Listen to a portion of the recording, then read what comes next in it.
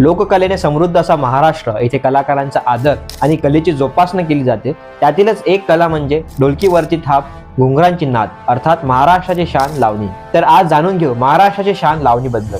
माझा महाराष्ट्र सिरीज दिवस 17।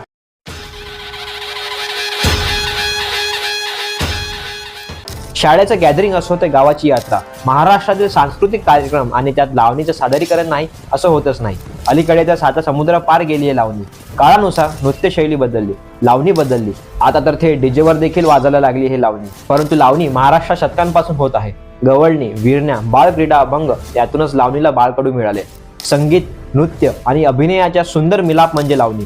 लावणी भक्ती आणि शृंगार रसाचे उत्तम समर्थन करते। मात्र काल परत्वे भक्तिसारातील लावण्या मागे पडत गेल्या।